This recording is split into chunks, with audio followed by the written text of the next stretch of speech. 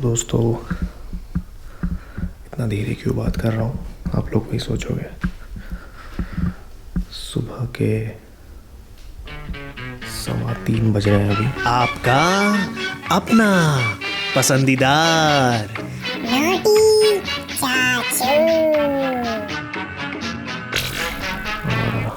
मुझे एक्चुअली 2 बजे से नींद नहीं आ रही थी, थोड़ी भूख भी लगी हुई है।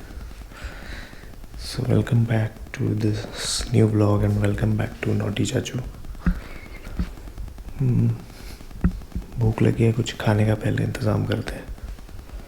अर्चना अभी सोई हुई है, देखते हैं कुछ मैगी।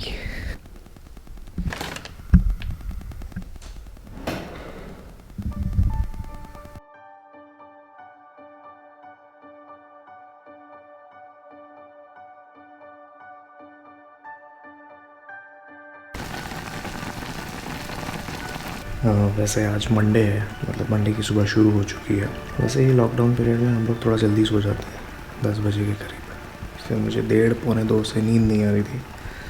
फिर वही 2-3 बार लूडो में गेम हारा किसी सी रैंडम पर्सन से, फिर भी नींद नहीं आई। फिर थोड़ा भूख लगने लगी तो सोचा मैगी बना लूँ। वैसे आज सुबह, मतलब संडे सुबह की खबर आप लोगों को मिली गई होगी सुशांत सिंह राजपूत की, जिन्होंने सुसाइड कर लिया अपने घर पर मुंबई में। सो वो सुन करके भी बहुत धक्का लगा मुझे, मतलब हम सबको लगा होगा, आई एम श्योर। तो मैक्सिमम लोग यही सोच रहे हैं, यही कह रहे हैं कि वो डिप्रेशन के कारण ऐसा उन्होंने शायद कदम उठाया। जहाँ तक आपको पता होगा, उनकी लास्ट फिल्म थी छिछोरे, जहाँ पे उन्होंने इसी बारे में बताया है कि कैसे सुसाइडल थॉट्स अगर किसी को आते हैं तो वो कैसे ओवरकम किया जाए। थोड़ा सैड फील हुआ, मतलब ऐसा क्यों किया यार, उस इंसान ने इतना अच्छा कर रहे थे अपने करियर में। थोड़ा बुरा भी लगा।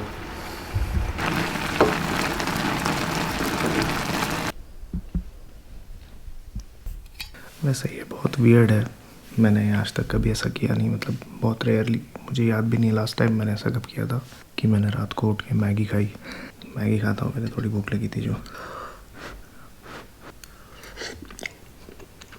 तो लोग बोलते हैं रात को उठ के मैगी खाने का मज़ा ही कुछ और है, मतलब जब भूख लगी हो। इंसान डिप्रेस क्यों होता है या डिप्रेशन में क्यों जाता है मुझे नहीं पता, क्योंकि मैंने ये सब या ये चीज़ कभी फील नहीं की है। देखा है कि किस तरीके से उन्हें लाइफ के किसी भी चीज़ में कुछ पॉजिटिविटी नहीं दिखाई देती। उनका चीज़ों को देखने का नज़रिया तक भी बदलने लगता है। कई रीज़न्स हो सकते हैं डिप्रेशन के। अभी लॉकडाउन में तो है एक रीज़न बहुत बड़ा कि सभी लोग एक घर में काइंड ऑफ बंद है। जो मुझे एक बेसिक चीज़ लगती है लाइफ में हमें चेंज लाना चाहिए, वो है कि हर चीज़ को पॉजिटिवली देखना, जो मैं हमेशा करता हूँ। नेगेटिव होता है हर किसी की लाइफ में, नेगेटिव एस्पेक्ट को ध्यान में ज़रूर रखना चाहिए, लेकिन हर एक चीज़ में पॉजिटिविटी ढूंढना, अगर आप ये चीज़ अपने ज़िंदगी में इम्प्लीमेंट कर सकते हैं तो इससे काफ़ी हेल्प होती है।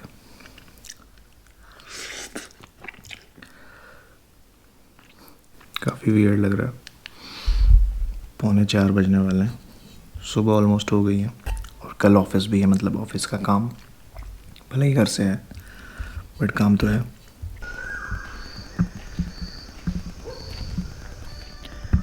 आपको कोयल की आवाज़ आ रही होगी, आई होप। 4 बज चुके हैं, एक ही कोयल कुकू कर रही है सुबह सुबह। कुत्ते भी भौंक रहे हैं। इन कोयल और कुत्तों के बीच में मैं क्या कर रहा हूँ मैं नहीं जानता। और हल्की हल्की बारिश की बूंदें भी गिर रही हैं, बहुत हल्की हल्की। सही फीलिंग है, ठंडी ठंडी हवा। 4-4:30 बजे तक की कहानी तो आप लोग जानते हो। उसके बाद अर्चना भी उठ गई थी। फिर समहाउ सोने की कोशिश की, नींद नहीं आ रही थी, पता नहीं क्यों। फिर अमेज़ॉन म्यूज़िक पर मैंने वो म्यूज़िक फॉर स्लीप या ऐसे रिलैक्सिंग म्यूज़िक कुछ सुना। बहुत सारी लिस्ट है यार उसमें, मतलब ऐसा नहीं है। अमेज़ॉन म्यूज़िक पे मुझे नहीं लगा था ऐसे रिलैक्सिंग म्यूज़िक्स भी आते हैं, वो लगा के सोया। और सीरियसली मुझे नींद नहीं आई वो सुनने के बाद भी मतलब काफ़ी टाइम लग गया सोने में, नींद ही नहीं आ रही थी। नींद नहीं समहाउ फिर पता नहीं अचानक ही नींद आ गई और फिर 7 साढ़े 7 बजे, 7:30 पौने 8 के करीब मेरी नींद खुली।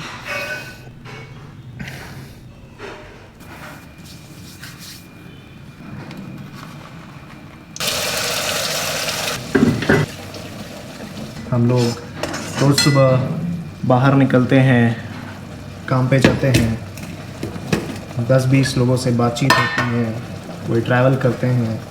जैसे मैं फ़िल्म मेकर हूँ तो मुझे ट्रैवल वगैरह भी कई बार करना पड़ता है।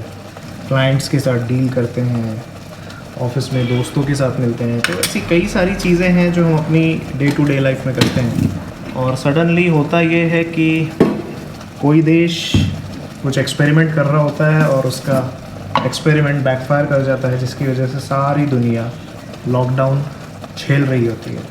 तो इस लॉकडाउन की वजह से ये जो सोशल एनिमल्स हैं, इनको एक अपने घर के अंदर ही उनको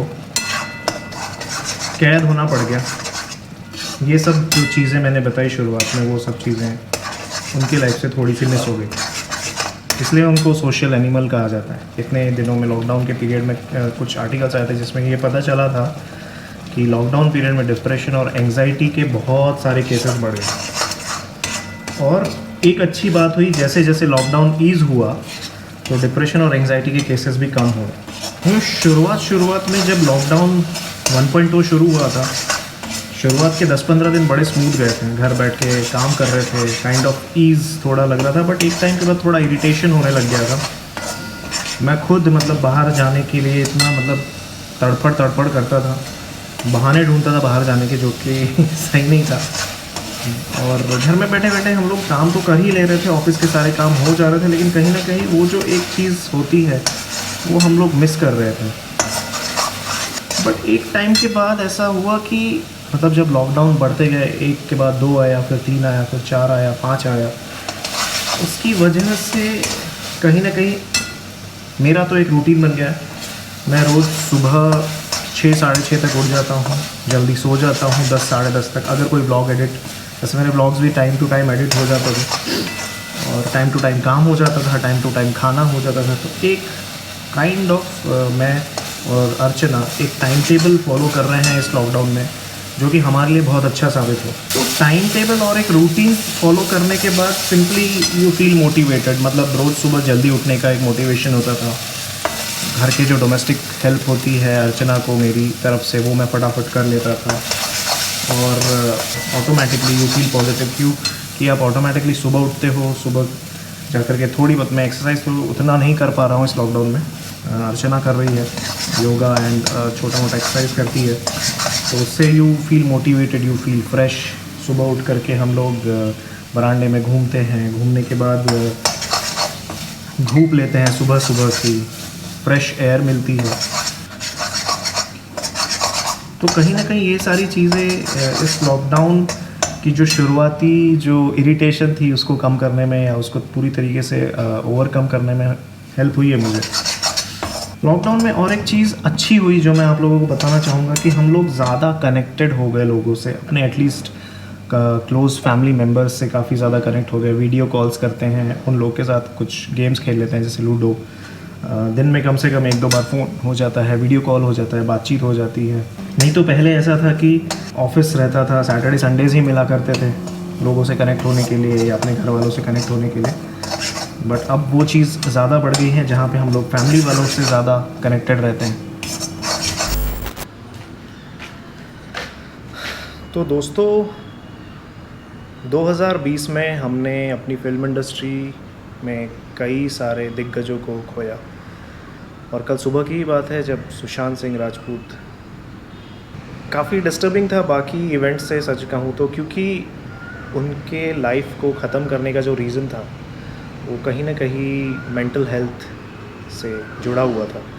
एक इंसान जो बिहार पटना से आते हैं, जो कि इंजीनियरिंग ड्रॉप आउट थे, उन्होंने एक बैक डांसर्स का ट्रूप ज्वाइन किया बाद में मुंबई आकर के, फिर टीवी इंडस्ट्री में आए, फिर फ़िल्में की और उसके बाद कुछ ऐसी फ़िल्में बनाई अपने करियर की जो आज भी हम भूल नहीं सकते हैं। उसमें से एक है धोनी, काय पोचे और रिसेंटली जो उनकी एक फ़िल्म आई थी छिछोरे।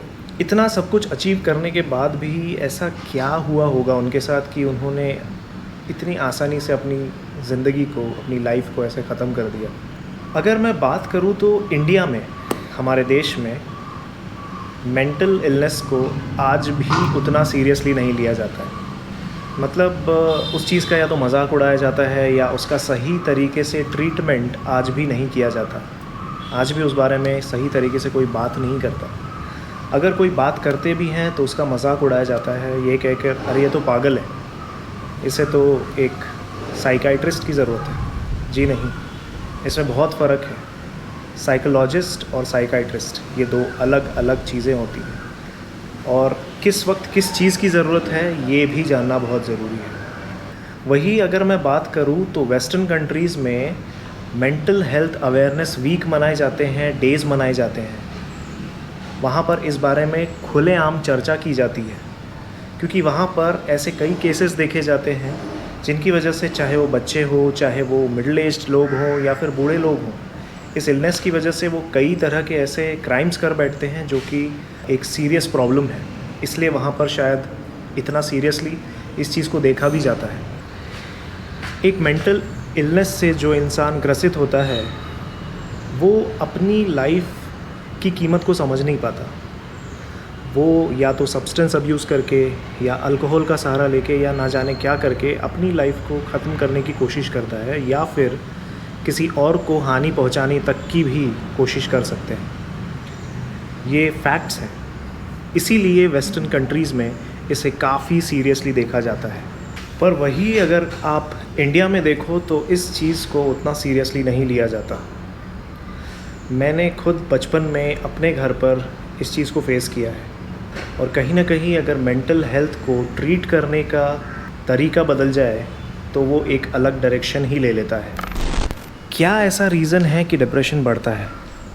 सबसे मेन चीज़ यही होती है किसी से बात करना। अगर आप किसी से बात नहीं कर रहे हैं, अपनी प्रॉब्लम्स शेयर नहीं कर रहे हैं, कहीं ना कहीं वो प्रॉब्लम, वो इश्यूज़ आपके दिमाग में बैठकर आपको अंदर ही अंदर खाने लगती है। बात इस हद तक चली जाती है कि हमें सुसाइडल थॉट्स आते हैं और हम अपनी लाइफ को बड़ी आसानी से ख़त्म कर देते हैं। वैसे इंडिया में ये चीज़ आजकल बच्चों में भी देखी जा रही है। स्कूल में बच्चे जाने के बाद अगर उनके साथ कोई ऐसी चीज़ घटित होती है जो वो किसी के साथ शेयर नहीं कर सकते, उस चीज़ को वो शेयर करने में शर्म महसूस करते हैं, तो वो कहीं ना कहीं उन्हें अंदर ही अंदर खा लेती है। जब आप ये चीज़ किसी से शेयर करते हैं, इससे आपके मन को एक संतुष्टि मिलती है। वो जो अंदर चीज़ आपको खाई जाती है वो कहीं ना कहीं बाहर निकल के आ जाती है। इसे एक टैबू की तरह ट्रीट मत कीजिए। ये एक इलनेस ही है। जैसे बुखार, सर्दी, खांसी के लिए हम लोग दवाइयाँ लेते हैं, वैसे भी इसे दवाइयों और किसी के सहारे की ज़रूरत होती है। और अगर सही टाइम पर इसका इलाज किया जाए तो हम बड़े ही आसानी से इस पर जीत हासिल कर सकते हैं। अब ये बिल्कुल सही टाइम है जब हमें इस बारे में बात करना चाहिए। अगर आपके घर में आप किसी को भी इस पीड़ा से ग्रसित पाते हैं तो प्लीज़ उसे हेल्प कीजिए। ट्राई कीजिए कि उनसे बात करें, उनके मन का हाल जानने की कोशिश करें। ऐसा ज़रूरी नहीं है कि वो आप ही से बात करेंगे। हो सकता है वो किसी पड़ोसी से बात करे या किसी दोस्त से बात करे या फैमिली के किसी ऐसे मेंबर से बात करे जिससे वो ज़्यादा क्लोज़ है। So please please please, it's a request, इस चीज़ को लाइटली मत लें। अब टाइम आ चुका है कि हमें इस बारे में खुल के बात करनी चाहिए। अगर आपको ये वीडियो पसंद आया तो इसे लाइक ज़रूर करना और इस बार मैं इसे शेयर करने की भी दरख्वास्त करता हूँ। इसे जितना हो सके शेयर करो। मैं ये चाहूँगा कि एटलीस्ट एक मूवमेंट क्रिएट हो यार। मैं वैसे कोई बहुत बड़ा काम करने की कोशिश नहीं कर रहा हूँ। मैं बस यही कह रहा हूँ कि हमें मेंटल हेल्थ अवेयरनेस पर ज़्यादा से ज़्यादा काम करना चाहिए। So like this video. अगर नए हैं तो सब्सक्राइब कीजिए और बेल आइकन को ज़रूर दबाइएगा और हो सके तो शेयर ज़रूर करो और कमेंट करके ज़रूर बताओ कि आपके क्या थॉट्स हैं इस बारे में। मैं वेट करूँगा आपके कमेंट्स का। टिल देन सलाम, नमस्ते, फिर मिलेंगे हंसते हंसते। Keep smiling and spread the love, please spread it more, ताकि ये चीज़ इस दुनिया से पूरी तरह मिट जाए।